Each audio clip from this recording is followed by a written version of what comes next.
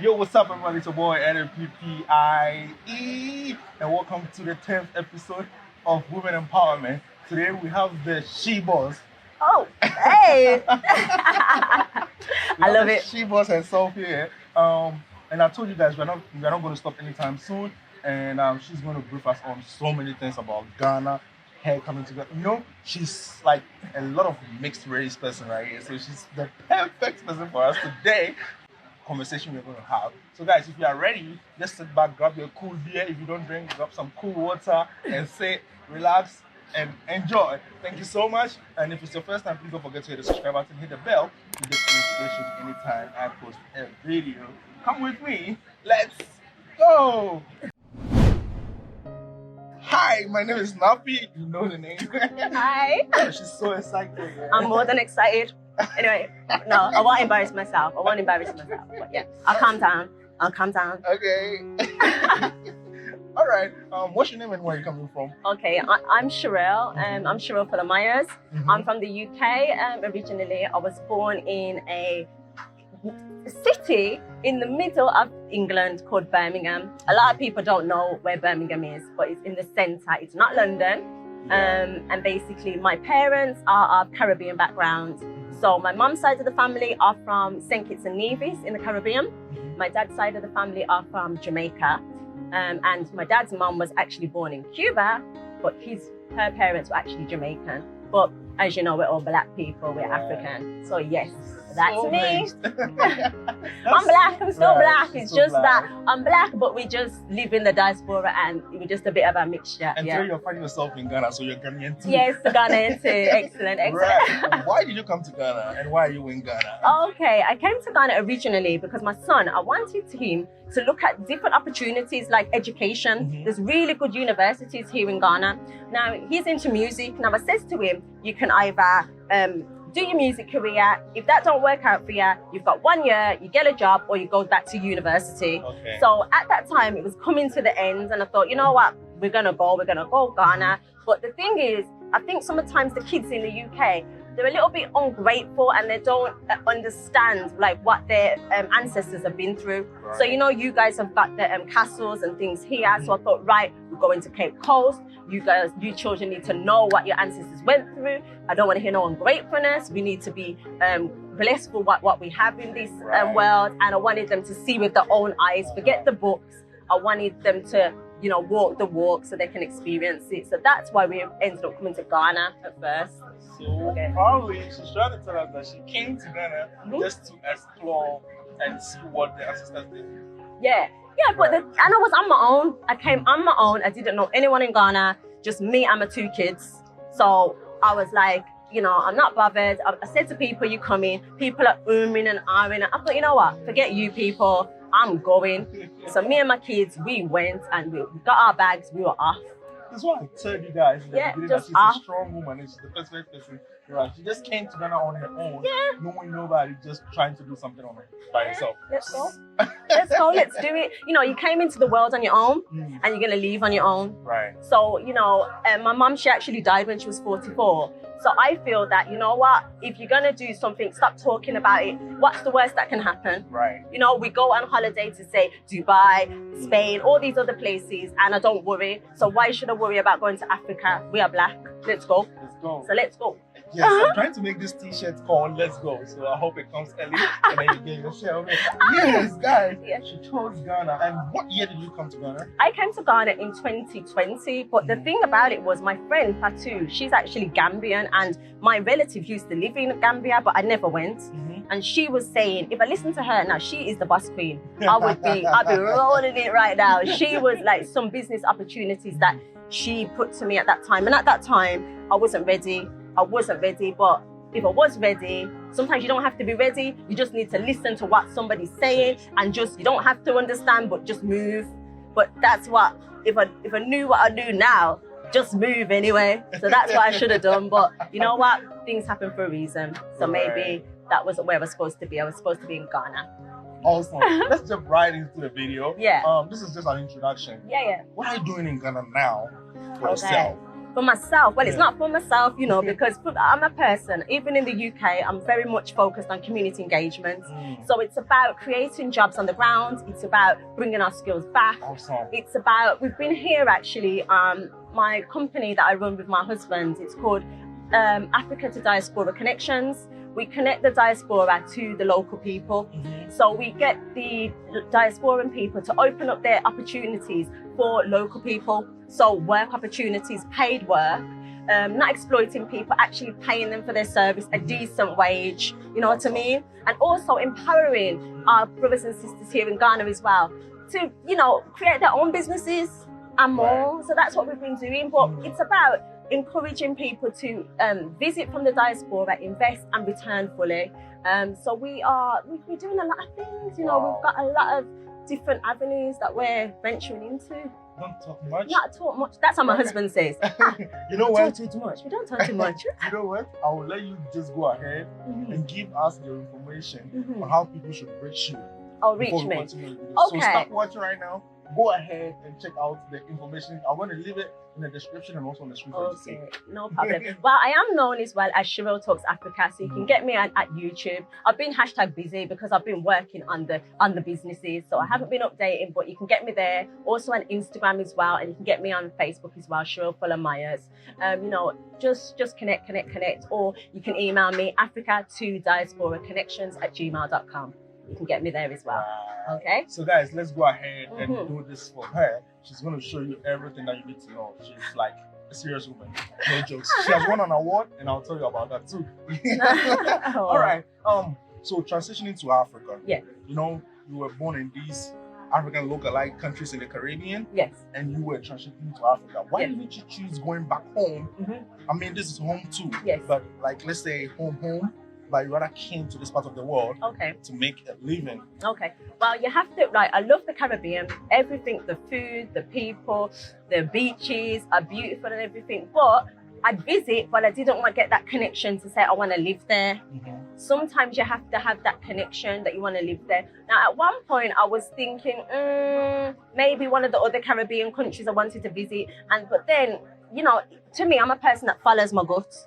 You have to follow your gut. So for me, I was always thinking about, my family have lands and that they're doing business deals in the Caribbean.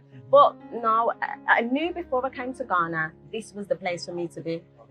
And also, I'm going to say it how it is. There's been some occasions where I've been with my children in the Caribbean and I haven't felt as safe as I do in Ghana. I'm going to just say it how it is, which some people might not like it, but that's how it is. I taught reality, you know, so I felt safe here. That's why. She is very safe. That's true. In my previous episode with Niger, she was talking about safety, and it's so true. And whenever you're in Ghana, you are really safe. Is Ghana really expensive aside safety?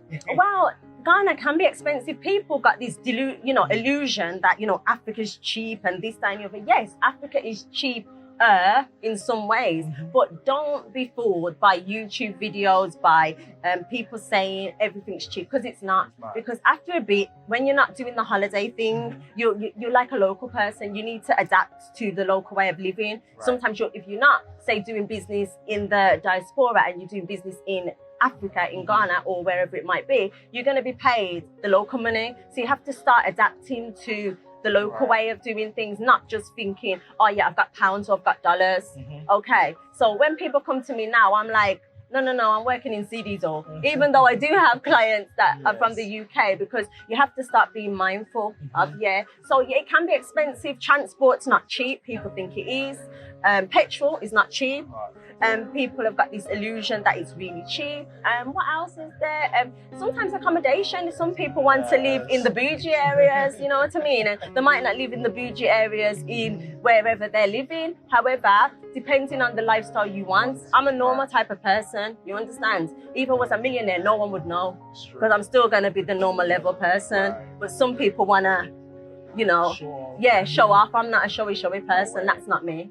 Yeah? Yes. Okay, now let's jump into women and women as entrepreneurs. Yes. And you know, let's say I don't really know the percentage, but most of Ghanaian women are entrepreneurs compared to men. All right, and they're really hardworking. That's right. And from where you're coming from, the UK, you know, women are in competition with men.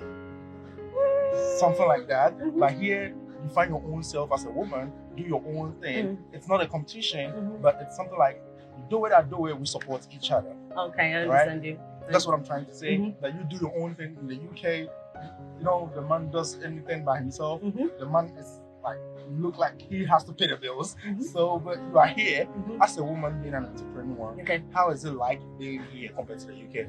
Okay, here, I'll tell you straight, here, for me, being an entrepreneur is good in terms of the culture, in terms of, like you said, the women. Everybody here is a boss queen. Everybody here, even if it's a man, everybody's on their grind. Everybody's, you know, trying to do something for themselves, because nothing just falls in your lap. In the UK, if you're not well or something happens, then you can go to the system if you want to. I'm not a person that relies on the system, but you know there's something there. Now, in the UK, a lot of women are very much self-sufficient, because sometimes they're having to be. Some of the women actually earn more than men in the UK, and so forth. So sometimes women are just like, I've got my stuff anyway and I can do this. But what I noticed in Ghana, in terms of, say, I can talk about my own self, in terms of my husband, he's very supportive. He's very much encouraging. However, I don't have to really spend any of my money, to be fair. I'm not telling you straight. I'm a bit spoiled, to be fair, because I think it's the values that's been like, installed into yourselves in terms of the men, and they provide and so forth. However, women still here in Ghana, and myself, we're doing it for ourselves. We're not just going to be sitting down, letting somebody look after us. But there is people like that too. There is people like that too. And you don't want to disempower anybody, you know, let the man be the man. I'm enjoying it, God, I really am. But yeah. All right. Let's jump into your challenges being in Ghana. Okay, yeah. Sorry to use the word foreigner. Yeah. But you being a foreigner here, yeah, no problem. What has been your biggest challenge? Okay. And what would you change about Ghana if you had an opportunity? Okay, the biggest challenge is sometimes my accents. Now, I've got to learn, and you probably can hear on here, I don't speak like a Londoner. I have to learn to slow it down a little bit. I need to learn to slow it down, okay? So some of the businesses as well that I've got, like we've got a childcare service, right?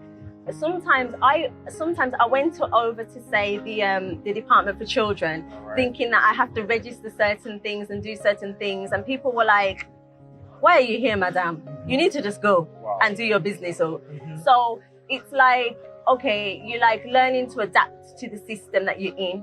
And okay, you can bring some new ideas, but you can't change everything. That's how I see it. You're coming into somewhere else. So your ideas can enhance or it can support, but you're not, to me, you can't, it's not, you can't change. You have to work with the system and then merge together, in my opinion. The one thing I would change about Ghana, I'm sorry to say this, the other day when I wasn't being Princess Sherill, getting dropped everywhere, the Uber driver, the boatman, oh my goodness, he told me to get down out the car. I'm like, why, sir? He said, too much traffic.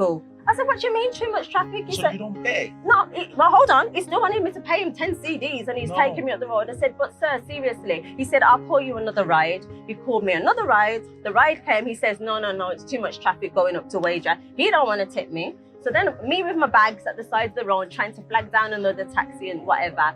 So that was a bit of, I'd like to change that if you take a job, you say you want to work, don't just feel that, after 10 minutes, 15 minutes, there's too much traffic and you don't want to take me anymore. So I said, you've got a mother, you've got a sister. So I don't like that, really. Sorry. And sometimes when you go into certain places and you try to say oh, excuse me, this and this. They say, oh, it doesn't matter, madam. It's fine. Just sign there. Say in the post office or something. And I'm like, well, if I sign there and it doesn't get there, then you're going to say I signed. Oh, don't worry about it, kind of thing. But it's just life, but you get used to the system and, it's just the way it goes. All in all, customer service is bad. Is that what you're trying to say? There's elements, not everybody is bad, okay. But the thing is, one of our friends, he got me to do some mystery shopping for his business as one of our services, and I went undercover and I was giving him feedback about his staff and his team and whatever. So yeah. One more question and then we'll end there. Okay. What is one advice you would give to Ghanaian youth, especially the women who are growing up trying to hit the market? Okay, I would say to them, right, be bold, go for it, don't do the same as what everybody else is doing. Try and get some new friends. So you see now there's a lot of like Diasporan people coming. So I would say to yourself, go on to like the website on the internet, find out what's going on. Like people like myself and other people from the diaspora, go and meet new people. They say if you've always done what you've always done, you'll always get what you've always gotten. So if you're going to stay in the same system, so example then, my husband, some of his family are from say Polygon, right? If you just stay around there selling your contracting to those people, if they say they haven't got money or whatever, then you won't get any more clients. But if you come outside and meet new people, like I'm here with Nappie, there might be somebody that wants his graphic design outside, then he's opened up to a new community and your business can, you know, bless someone else. So, you know, everybody in Ghana is talented, whether you can do hair, whether you can cook, whether you can look after children, you know, don't recreate things, but just go for it, be passionate about it, put your own unique selling point on it, and just make it happen and do the best you can do. And also get a mentor, make sure you get a mentor. And if you don't know something, go online, go on to even Audible, listen to books, learn, and be willing to, you know, put in the work, because it won't happen overnight. It won't. Thank you so much, Sherill. Yeah. Now let's go to your boss aspect. Okay. How did you win the award? What did you win? And how did you do it? Okay, no, the thing is, in the work that I do, I don't go out there looking for awards. Sometimes people come up to me and it's recognition. Sometimes people might say, okay, Sherill, we're blessing you for this work that you've done to help others. Or they might say, Sherill, you know, you've been doing this, this, and this. A lot of the work that I do is not about me, it's about helping others. So that's why blessings have come to me. If you help others and lift other people up, people will lift you up too. Yeah. Half of the subscribers, they have these beautiful questions for you. Okay. It's just 5 questions and you must answer them. Okay? Okay. Guys, I hope you guys are ready as well. All right. What goes through your mind when you think of women who are entrepreneurs? Okay, when I think of women and entrepreneurs, I think they're willing to boss up. They're willing to use the gifts that the creators give them to make something out of nothing. Okay? Me, entrepreneurship is about going for it and making jobs, making new opportunities, making things happen, bosses. They're just do it. Doing it for themselves, you know. Yeah. Okay. The second question is, what is one thing you know now about women and work you wish you knew earlier? What is one thing you know now about women you wish you knew earlier? Okay, women. Okay, there are all types of women in this world. Okay, there's women that are willing to uplift people, and there's some women that do not want to be a sisterhood. So you need to be around women that embrace sisterhood. That's how I feel about it. And also women, I feel that people don't realize that women wear so many hats. You know what I mean? Whether they're giving birth, whether they're raising families, whether they're doing their own financials, whatever it is, that's all business skills. But women are, to be fair, women need to be celebrated. I'm sorry, I know I'm a woman, but women every day, because we're amazing beings. And without women, there wouldn't be anyone else in the world. You know what I mean? So sorry, men. Sorry, men. Yes, but we give birth. We give birth to the men. We give birth to the men. If I don't put the seed, it won't germinate. Yes, you have to put the seed, but you need the woman to nurse this. And we have to look after this. So men too, guys. We need both. But you know, you asked me about women. She's just showing off. In the background, you don't know, man. Ask your husband. She'll tell you. I've given birth to 2 children, and I'm a mother to 3, and a mother to many. Showing off now. Hey. Okay. Thank you, God. All right. Have you drawn any professional inspiration from any other woman? Yeah, of course. Tell us about it. Of course. Right. Any woman that I've got opportunity to learn from, whether it be a young lady that I've come across, even that I've mentored, there's something I can learn. Whether it's somebody that I've worked with in my career that wants to uplift me, I can learn. Whether it's even, I used to work with offenders, women that have been in trouble and so forth. There's things that you can learn from everybody in all walks of life. Never think you know everything. Right. Everybody's story is different. Anybody that's coming to Africa, I might do it one way, you're going to do it your way. Everybody's story is different, but you've got to just create your own story, and you have to create it to make you happy and for you to feel, you know, that you've done the best you can do. Right. Yeah. That's amazing. I agree. All right. What will you tell young women? I think we answered that. What will you tell young women who are trying to come up as yeah. Okay, but one thing I would say as well about young women as well is, right, I think that don't expect other people to do things for you. Don't wait upon people. Don't always think sometimes as well that other people will do what you would do for them. All right. Just sometimes you have to be self-sufficient. If other people help you on the way, that's good as well. But you have to be willing to put in the grind as well, okay? And then anyway, it feels sweeter because you know that you created it yourself, yeah? So true. Yeah. Then last but one question. Yeah. What is one thing you wish people knew about women? Okay. What do you know about women? Well, like I say, every woman is unique. Every woman is different. Everybody brings something to the table, right? So you just got to make sure that any women that you're around, as I said previously, it's about upliftment, it's about support, it's about everybody drawing on their skills. And I believe in people need to collectively work together. You can do so much more together. That's what I'm saying. Previously, in our community where I'm from, people tend to work on their own because they just get on with what they're doing. But if we can, I love what people do in Africa. They more work as a collective. So if people can do that, everybody's gonna win, and it's gonna be better for everyone. Wow. Yes. Last one, which is when your voice can reach every part of the world, who would you inspire? Oh wow! To me, I would want to inspire people that have been like me. I was a former young mom. So people made a lot of judgments about me because they just wrote me off because I had my son young and so forth. However, that's put the fight in me, because I know that there might be a young mom out there who's been through a lot and might not feel that she could do things. But there's hundreds of young moms out there that are boss queens, who have started their own empires, who have been able to do amazing things. So you know what?